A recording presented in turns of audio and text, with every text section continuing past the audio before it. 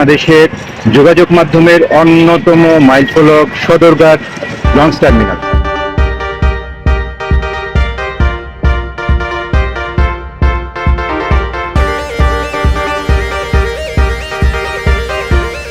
প্রিয় দর্শক, নদীমাতৃক এই বাংলাদেশের যোগাযোগের অন্যতম প্রধান মাধ্যম হচ্ছে নৌপথ।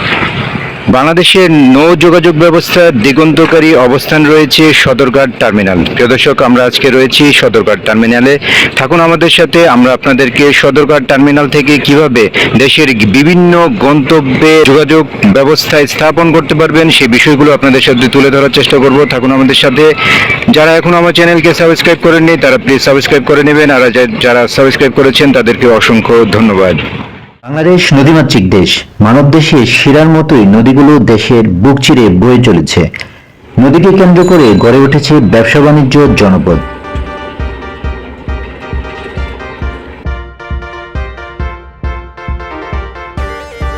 আমরা আজকে আপনাদেরকে দেখাবো বুড়িগঙ্গা নদীর তীর ঘেঁষে গড়ে ওঠা দেশের বৃহত্তম নৌবন্দর সদরঘাট নৌবন্দর। থাকুন আমাদের সাথে, আর ভিডিওটি শেষ পর্যন্ত দেখুন।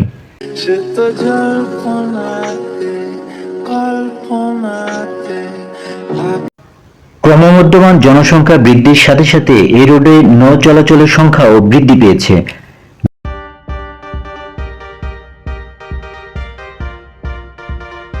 দুর্যোগ ও নিপীড়নের ফলে নৌপথ হয়েছে ছোট, ব্যবহারের অনুপযোগী হয়েছে পানি। নদী হলেও এ নদীতে আর মাছ নেই।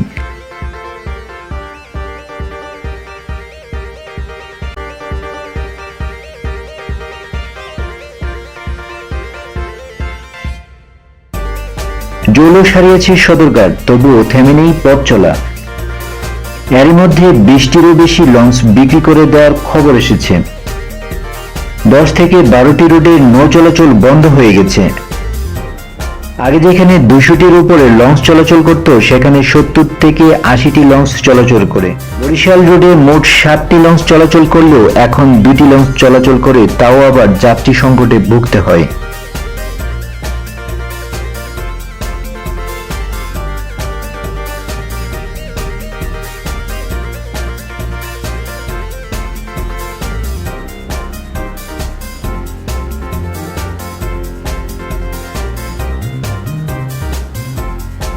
পদ্মা সেতুর কারণে দেশের যোগাযোগ ব্যবস্থার অমূলক পরিবর্তন এসেছে। অন্যতম বৃহৎ নদীবন্দর ও ঢাকার অন্যতম ব্যস্ততম এলাকা সদরঘাট। এখনো দেশের 45টি রুটে নৌ চলাচল করে সদরঘাট থেকে।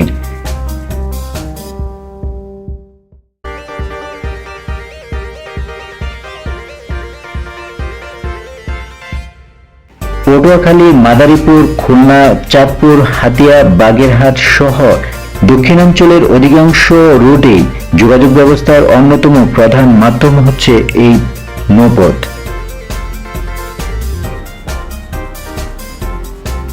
চলুন জেনে নিই কিভাবে আসবেন সদরঘাট। দর্শক, চাইলে এই ঘোড়ার গাড়িতে করে আপনি সদরঘাট চলে যেতে পারেন।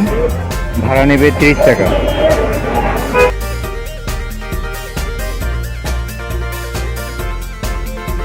ঢাকার যে কোনো প্রান্ত থেকে জাহাঙ্গীরনগর বিশ্ববিদ্যালয়ে চলে আসতে পারেন। তাছাড়া গুলিস্তান থেকে ঘোড়ার গাড়ি কিংবা রিক্সা করেও চলে আসতে পারেন সদরঘাটে।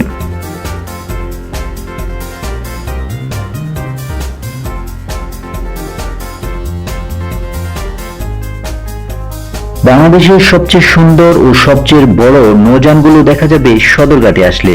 সে এক অন্যরকম অভিজ্ঞতা। যারা লঞ্চে চড়েনি বা দানব আকৃতির বিশাল লঞ্চ দেখেনি, তাদের জন্য বিষয়টি অনেকটাই রোমাঞ্চকর।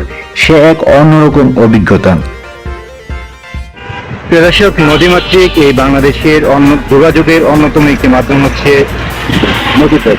প্রিয় দর্শক, আমরা আজকে এসেছি বাংলাদেশের যোগাযোগ মাধ্যমের অন্যতম মাইলফলক সদরঘাট লঞ্চ টার্মিনাল। এখন আমাদের সাথে। টার্মিনালটির ভিতরে প্রবেশ করতে গেলে প্রথমেই 10 টাকায় একটি টিকিট সংগ্রহ করে নিতে হবে।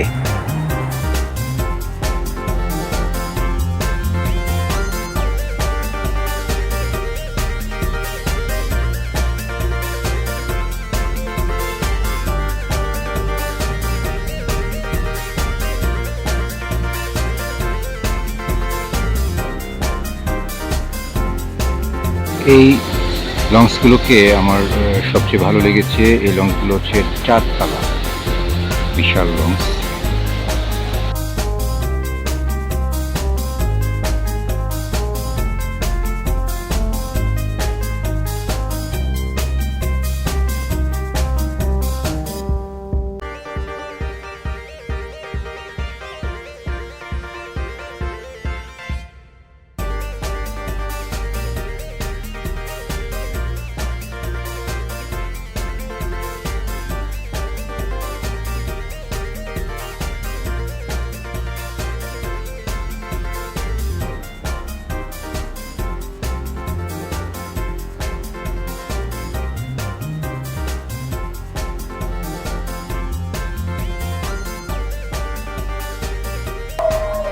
সদরঘাট লঞ্চ ঘাট থেকে এখনো কোন কোন রুটে লঞ্চ চলাচল করে তার একটি সুন্দর ভিডিও রয়েছে। চলুন দর্শক দেখে আসি সেই ভিডিওটি।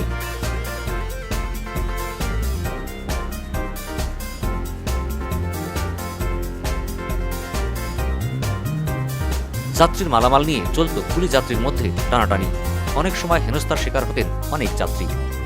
আজ আর সেই দিন নেই।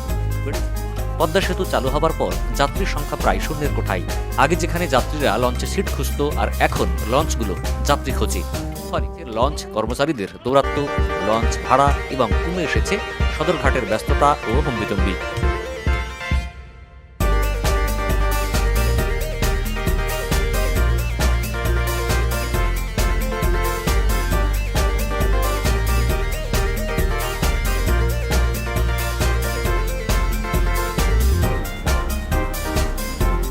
লঞ্চে উঠে দেখে নিলাম তাদের যাত্রী পরিবহন ব্যবস্থা।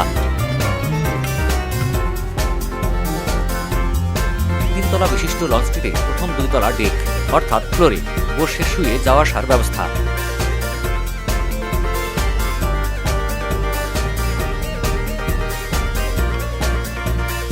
একবিংশ শতকের শুরুতেও এটির গুরুত্ব অক্ষুণ্ণ।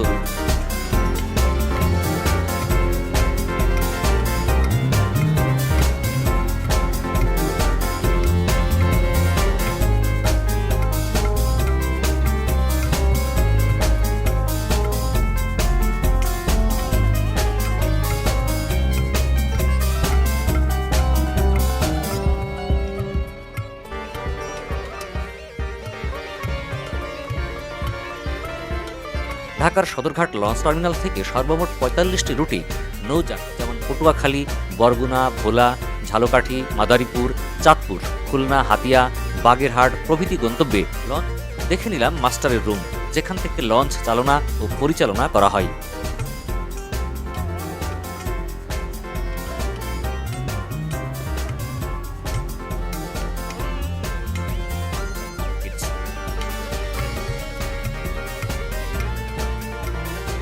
থেকে ছেড়ে আসা লঞ্চগুলি ভিড়ে আছে ঘাটে, চলছে ঘষা মাজা ও পরিষ্কার পরিচ্ছন্নতার কাজ। আবার রাতেই লঞ্চগুলো স্ব গন্তব্যে ছুটবে।